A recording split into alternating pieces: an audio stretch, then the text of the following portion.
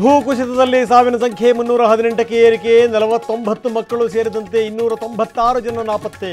40 ತಂಡಗಳು ಶ್ವಾನದಳದಿಂದ ಶೋಧ.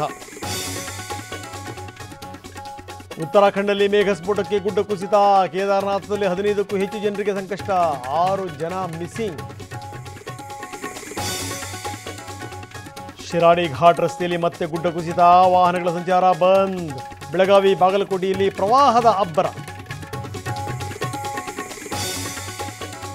ರಾಜ್ಯಪಾಲರು ಕೇಂದ್ರ ಸರ್ಕಾರದ ಕೈಗೊಂಬೆ, ನಾವು ಹೆದರಲ್ಲ ಎದುರಿಸ್ತೀವಿ, ನೋಟಿಸ್ಗೆ ಗುಡುಗಿದ ಸಿಎಂ ಸಿದ್ದರಾಮಯ್ಯ. ಪಾದಯಾತ್ರೆಗೆ ಕೈ ಕೌಂಟರ್ ಪ್ಲಾನ್, ಬೆಂಗಳೂರಿನಿಂದ ಮೈಸೂರುವರೆಗೆ ಜನಾಂದೋಲನ ಸಭೆ, ನಮ್ಮ ಶಕ್ತಿ ಏನು ಅಂತ ತೋರಿಸ್ತೀವಿ ಎಂದರು ಡಿಕೆ.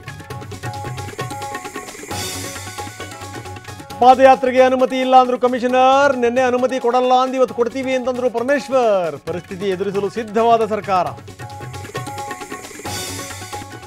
ಜೈಲಿನಿಂದಲೇ ಸಾಕ್ಷ್ಯನಾಶಕ್ಕೆ ದರ್ಶನ್ ಗ್ಯಾಂಗ್ ಪ್ಲಾನ್, ಪ್ರಮುಖ ಸಾಕ್ಷಿಗೆ ಬೆದರಿಕೆ ಒಡ್ಡಿದ ಆರೋಪ. ಅನ್ನಪೂರ್ಣೇಶ್ವರಿ ಠಾಣೆಯಲ್ಲಿ ಎನ್ಸಿಆರ್.